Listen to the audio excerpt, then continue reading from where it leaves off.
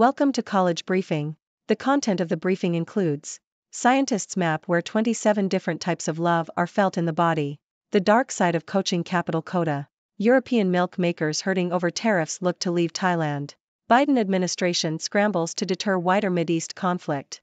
Bristol Myers Squibb to acquire Mirati in $4.8 billion deal. Scientists map where 27 different types of love are felt in the body. The Independent. Scientists have mapped where people feel different types of love in the body and how strongly they are experienced, according to a study published in the journal Philosophical Psychology. Researchers found that the strongest forms of love were felt most widely throughout the body. The study also found that the more strongly a type of love was felt in the body, the more strongly it was felt in the mind, and the more pleasant it was reported to be. The dark side of coaching capital Kota. The Guardian. The pressure cooker environment of Kota, a city in the Indian state of Rajasthan, has been blamed for the high suicide rate among students who attend its coaching schools. These schools offer intensive courses to prepare students for highly competitive exams to gain places in India's top colleges. This year, over 2 million students sat the entrance exam for medical college, competing for just 140,000 places. More than 1 million students sat for the engineering exam in the hope of securing one of the 10,000 places at the country's leading technology institutes. The country's demographic profile means the number of students seeking higher education has never been higher. In Kota, students study for up to 18 hours a day, working 7 days a week. They have an exam every 2 weeks and are ranked publicly according to their marks. This year, 27 students studying in the city have killed themselves. The issue has been raised in Parliament and the Rajasthan state government has introduced guidelines to try to reduce the suicides. European milk makers hurting over tariffs look to leave Thailand. South China Morning Post. European milk producers based in Thailand are urging the Thai government to cut tariffs on dairy imports or face losing their operations to other countries in the region. Thailand is the world's second-largest exporter of flavored UHT milk-based drinks by volume, but its dairy production could be threatened as European producers consider moving elsewhere in the Association of Southeast Asian Nations, ASEAN. The producers have long relied on imported dairy ingredients from the European Union, the United States, Australia and New Zealand because Thai domestic production is insufficient for their needs. However, they feared that when free trade agreements with New Zealand and Australia mature in 2025, competitors from these countries will be able to access cheaper raw materials, ultimately edging European producers out of the market. European producers are now asking the Thai government to consider lowering tariffs or pursuing fresh free trade agreements to level the playing field. Without these changes, the Thai dairy sector could lose significant investments and face job losses. Biden administration scrambles to deter wider Mideast conflict. Washington Post. The Biden administration scrambled on Sunday to prevent a multi-front regional conflict from escalating, deploying an aircraft carrier group to the eastern Mediterranean and rushing arms to the Israeli military to deter other actors from attacking. The U.S. also expects Israel to unleash a broad-based ground assault against Hamas within the next 24 to 48 hours, following Saturday's sophisticated Hamas attack that killed over 700 Israelis. The Biden administration urged Hezbollah and other actors not to attack Israel, and the aircraft carrier deployment was intended to send a deterrent message to the Lebanese militant group. Washington is also providing direct military assistance to Israel to backfill the munitions that Israel will draw down as it fights Hamas, as well as provide an additional deterrent against Hezbollah, Iran, and others tempted to strike Israel. Bristol Myers Squibb to acquire Mirati in $4.8 billion deal. The Globe and Mail. Bristol Myers Squibb has announced its acquisition of Mirati Therapeutics, a cancer drug maker, for $4.8 billion in cash.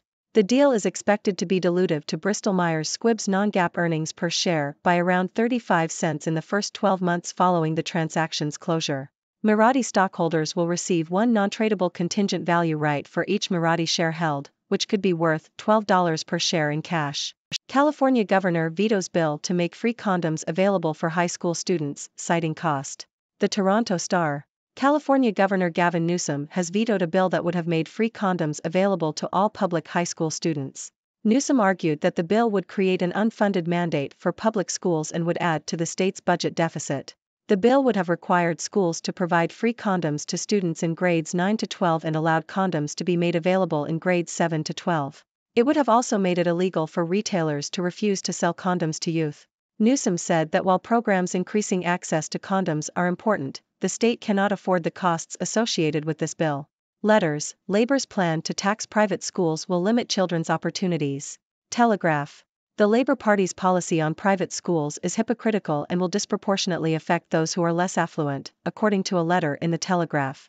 The letter argues that taxing private school fees will not impact wealthy parents or schools, but will instead affect those who earn less and rely on private schools to provide for their children's education. The letter also criticizes Labour's previous attempts to destroy the grammar school system and accuses the party of wanting to destroy private schools. The writer suggests that private schools actually produce more left-wing thinkers than the state sector, and Labour should recognize this before attacking them. Another letter in the Telegraph argues that a show of strength and unity is needed to restore order in the Middle East and prevent violence from spreading. The writer suggests that the government and opposition should support an increase in defense expenditure to demonstrate support for democratic governments and boost domestic industry. The letter argues that failing to recognize this responsibility could render debates about welfare support and teenage smoking irrelevant. A letter in the Telegraph criticizes the impact of electric cars on the grid and argues that increased generation capacity and a major expansion of the grid network will be necessary. The writer suggests that with growing reliance on electricity, it will be essential to have sufficient backup capacity for when renewable input decreases. The letter also raises the issue of who will pay for these changes, with the writer suggesting that the cost will fall on consumers. Coin hoard could be linked to massacre of Glencoe. BBC. Archaeologists have discovered a hoard of 17th-century coins under a fireplace in Glencoe near Inverness. The coins are believed to have been hidden by a victim of the 1692 massacre of Glencoe, when soldiers acting on behalf of the British government killed almost 40 members of Clan MacDonald of Glencoe. The coins, which were discovered by a student on her first dig, were found in a pot beneath a hearthstone slab. The archaeologists suggest that the coins were deposited for safekeeping either just before or during the massacre and that the depositor may have been killed. Travis Etienne runs for 2 TDs and Jaguars beat Bills. The Globe and Mail. The Jacksonville Jaguars beat the Buffalo Bills 25-20 in a game played at London's Tottenham Hotspur Stadium. The Jaguars' Travis Etienne rushed for 2 touchdowns in the fourth quarter to secure the win, while Bills quarterback Josh Allen threw for 2 touchdowns. The win ended the Bills' 3-game winning streak. Coin hoard belonging to Highland clan chief discovered. The Independent. A hidden hoard of coins believed to have belonged to a Highland clan chief who was killed during the Glencoe massacre has been discovered. The 36 coins, dating back to the 17th century, were found beneath the remains of a fireplace. The hoard, which includes coins from Elizabeth I, James VI and Charles I, Cromwell, Charles II, France, the Papal States and the Spanish Netherlands, may have been buried on the morning of the massacre in February 1692. Historians speculate that whoever buried the coins was massacred and never returned for them. Hello, viewers. It's your favorite observer from the 6 Degrees world, Dr. Six. I hope you're all doing well and ready for some interesting news stories. Let's dive right in. First up, we have an intriguing study that maps where different types of love are felt in the body. Who would have thought that love could have a physical presence?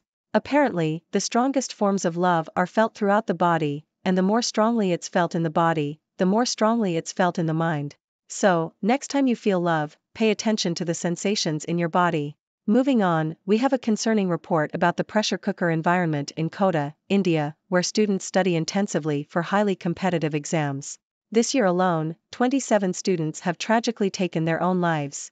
It's a serious issue that has caught the attention of the government, and guidelines are being introduced to address the problem. Let's hope that these measures can help reduce the suicides and provide better support for students.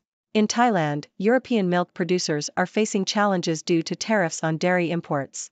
They are urging the Thai government to cut tariffs or pursue free trade agreements to level the playing field. Otherwise, they may be forced to move their operations to other countries in the region. It's a milky situation indeed.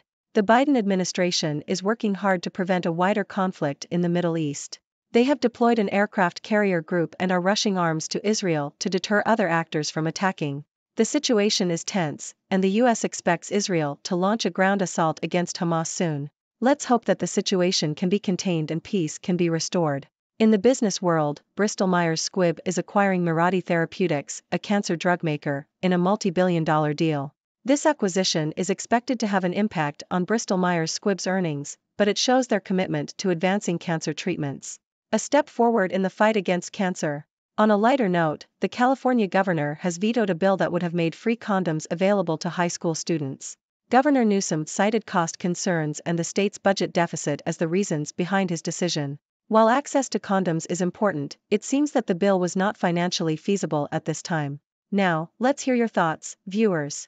What do you think about these news stories? Are you surprised by the physical presence of love? Do you have any ideas on how to address the challenges faced by students in Kota, India? And what are your thoughts on the situation in the Middle East? As always, I'm eager to hear your perspectives and answer any questions you may have. So, what's on your mind? Thank you for tuning in. The content above showcases the latest briefing reports and analytical synopses, thoughtfully curated by the 6Do team. These insights stem from a wide array of reputable media outlets, think tanks, government sources, and specialized experts worldwide. We encourage you to explore these sources for a comprehensive perspective. Keep in mind that while the content may not always align with the official standpoint of 6Do Brief, it's not meant to be taken as absolute directives for decision-making. Comprising seasoned media professionals, learned scholars, and accomplished scientists, the 6Do team embodies a trailblazing, fully independent media entity. To customize 6Do Brief to meet your professional needs, you have the option to subscribe to a diverse array of briefings on our website, 6dobrief.com. Regardless of your location, you can conveniently receive 6Do Brief via email.